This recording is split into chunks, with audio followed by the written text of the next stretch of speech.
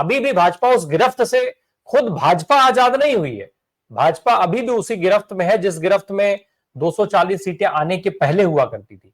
लेकिन तब भाजपा भी उस गिरफ्तारी से आजाद होने के लिए छटपटाती नहीं दिख रही थी, पर 240 सीटें आने के बाद उस गिरफ्त से आजाद होने के लिए भाजपा भी छटपटा रही है, भाजपा भी हाथ पैर मार रही है। और हाथ पैर मारने का ही नतीजा है कि गाहे बगाहे इस तरीके की वीडियोस आती हैं, उन वीडियोस को हवा दी जाती है, तमाम सारे लोग जो है उसको शेयर करते हैं और फिर कहीं कोई और उसी तरीके की प्लॉटिंग जो है वो नई शुरू होती है और वो कथा कभी ना कभी सामने आ जाती है। आज की तारीख में सोशल मीडिया के दौर में आप ये सारी चीजें दबा नहीं पाएंगे, ये तो तय है, चाहे आप कोई भी हथकंडा अपनाइए। डॉक्टर राय, बहुत स्वागत, आप बाद में जुड़े।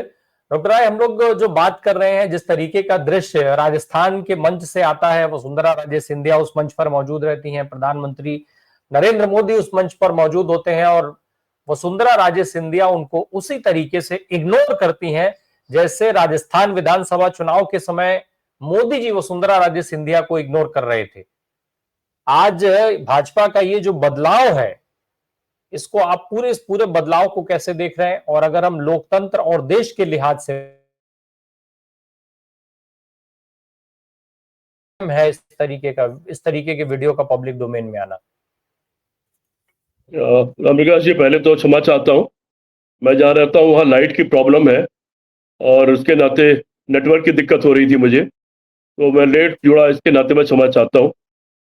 जहाँ तक अभी आपने दृश्य दिखाया, मैंने देखा, अभी साथ साथ दिखा रहे थे आप, ऐसे दृश्य आपने गडकरी साहब के बहुत बार देखे होंगे। नितिन गडकरी साहब बहुत बार ऐसा दिखा है कि जब मोदी सामने आए उन्होंने हाथ नहीं जोड़ा, नमस्ते नहीं किया और वो सिर्फ खड़े रहे वहां पर। साधारण तौर पर वो उनके दृश्य तो अक्सर देखने को मिलते रहे। वसुंधरा राजे की का पता नहीं, शायद पहली बार सामना हुआ इस तरह से किसी मंच पर। और सिर्फ वसुंधरा राजे क्या, जितने भी लोग हैं जिनमें थोड़ी भी रीढ़ की हड्डी है, उनके दृश्य तो इसी तरह के होने चाहिए। जिस तरह से दोनों गुजरातियों ने लगातार जलील किया है पूरी भारतीय जनता पार्टी की रैंक एंड फाइल को, तमाम नेताओं को, अडवाणी और मुरली मनोहर जोशी से लेकर के तमाम नेताओं को जिस तरह जलील किया है, तो निश्चित तौर पर दोनों गुजरातियों को जलील होने के लिए तैयार भी रहना चाहिए। वक्त बदला लेता है। आपने ठीक कहा कि इंडिया गठबंधन बहुत जिम्मेदार है, 240 सीट पर ला करके इनके घमंड को थोड़ा सा तोड़ा है, लेकिन फिर भी नायडू और नीतीश कुमार के सहारे सरकार अभी टिकी हुई है। लेकिन उस सरकार में सांसें बहुत कम है। अब धीरे धीरे आप देख रहे होंगे कि नरेंद्र मोदी की जो चमक थी, जो अडानी और अंबानी के पैसे से क्रिएट की गई थी और उनके द्वारा खरीदे गए सारे मीडिया और टेलीविजन चैनल से उनकी इमेज को लगातार बनाए रखा था। और मोदी मोदी के नारे विदेश में लगवाए जाए चाहे देश में लगवाए जाए, और भेजे हुए तमाम गुर्गे जो बड़ी पैमाने पर टिकट खरीद कर जगह जगह भेजे जाते थे और उनको ट्रेनिंग दी जाती थी उनके द्वारा एक इमेज। तो नकली इमेज की कोई वक्त उसकी कोई कीमत नहीं होती। नकली इमेज अपने आप ढह जाती है, जैसे वो रंगा सियार जो कहलाता है। मैं मोदी जी के रेफरेंस में ये बात नहीं कह रहा हूँ, ये कहावत है ये। तो वो जब धुल जाता है रंग तो सब सामने आ जाता है। मोदी जी के मेरा तो कोई गलतफहमी मोदी जी के बारे में थी नहीं, आपको मालूम है। 16 मई 2014 को ही मैंने कह दिया था कि अगर अहंकार अहमदाबाद से दिल्ली आ रहा है तो भारत अपने इतिहास के सबसे अयोग्य और असफल प्रधानमंत्री देखने जा रहा है। और मैंने कहा था he will be most failed prime minister of this country. ये 16 मई 2014 को मैंने कहा था संदीप चौधरी के IBN 7 के कार्यक्रम में रात को 10 से 11 बजे। और विदेश नीति, आर्थिक नीति पर भी जो बातें कही थी, मेरी सारी बातें इन 10 से 11 सालों में अक्षरशः साबित हुई। ये अलग बात है कि उस दिन ये भारी बम्पर वोटों से जीत रहे थे, वाह वाह हो रही थी, और उसमें मैं एक तुरही की आवाज लेकर के अलग से उनके खिलाफ बोल रहा था, तो बुरा लगा था और हजारों लोगों ने मुझे गालियां दिया था सोशल मीडिया पर। लेकिन अब तो तय हो गया है कि नितांत अयोग्य अक्षम प्रधानमंत्री, जिसको कुछ नहीं आता है, जिसको किसी चीज के बारे में कोई ज्ञान ही नहीं है, जो इतना अहंकारी है कि जिन लोगों को ज्ञान है उनसे ज्ञान लेने के लिए तैयार नहीं है और कुछ भी फेंकता रहता लगातार। इनको फेंकू नाम दिया था और उसके बाद वो फेंकू वाला शब्द लगातार चर्चात होता रहा और तब से फेंकते चले जा रहे हैं। देश में भी फेंकते हैं, विदेश में फेंकते हैं, और आज देश को कहाँ ले जाकर खड़ा कर दिया है। विदेश नीति ध्वस्त हो गई है, आर्थिक स्थिति ध्वस्त हो गई है। चीन ने हमारी हजारों वर्ग मील जमीन पर कब्जा कर लिया है। 45 साल की सबसे बड़ी बेरोजगारी है और सबसे बड़ी महंगाई है। सारे फ्रंट पर पूरी तरह देश फेल हो चुका है।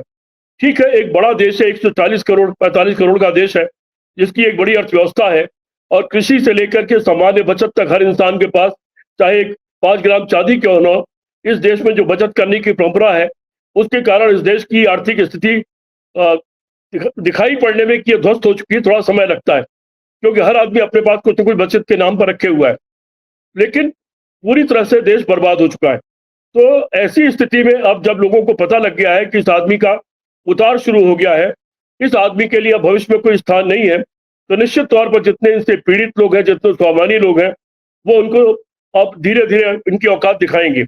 मुझे आश्चर्य तो ये होता है कि 100 से ज्यादा एमपी ऐसे हैं जो आरएसएस के नहीं है, बीजेपी के नहीं है, लेकिन बीजेपी के सांसद हैं। और जब वो कहीं और हुआ करते थे तो उन लोगों की क्या गजब की हैसियत हुआ करती थी, आए दिन बोलते थे, आए दिन दिखाई पड़ते थे, और बीजेपी में जाने के बाद वो कहाँ खो गए हैं पता ही नहीं लग रहा है। वो 100 से ज्यादा एमपी क्यों चुप है, ये मेरे लिए बहुत आश्चर्य की बात है। क्या वो जो तनख्वाह मिलती है एमपी की सिर्फ उसके लिए, या क्या जो इनके बीजेपी के एक एमएलए ने एक दिन बोला था भाषण देते हुए कि मुझको तो 10% कमीशन मिलता है, तो क्या वो जो 5 करोड़ पर 10% कमीशन मिलता है उसके लिए, क्या उसके लिए जमीन बेच रखा सबने? मुझको तो आश्चर्य होता है।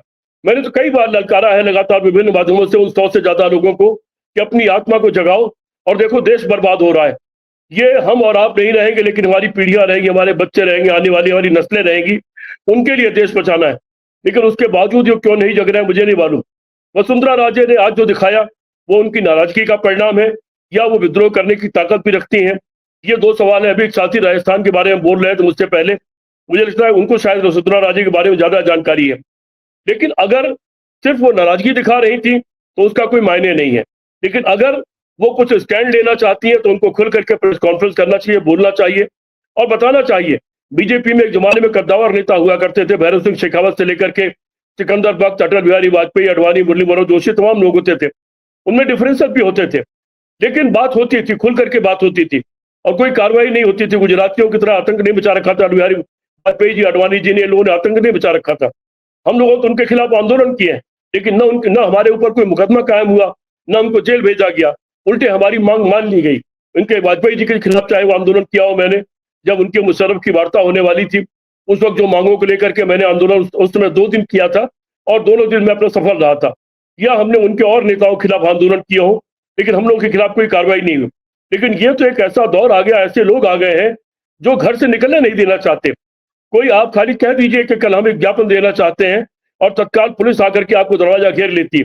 फिर भी अगर अपने दरवाजे के बाहर आप निकलने की कोशिश करेंगे तो 5-6 मुकदमे लाद दिए जाएंगे और एक तरफ ये कहा जाएगा कि लाखों मुकदमे पेंडिंग है और दूसरी तरफ लाखों मुकदमे इस तरह से पुलिस लादती रहती है तमाम लोगों के ऊपर जो लोग अपना गांधीवादी अधिकार का इस्तेमाल करना चाहते हैं।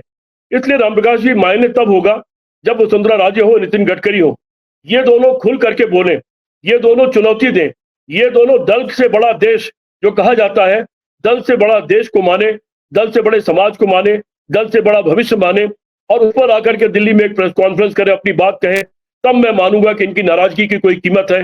अन्यथा सिर्फ नाराजगी दिखाना कि मुझे आपने पद से हटा दिया, उसकी कोई कीमत नहीं है। बिल्कुल।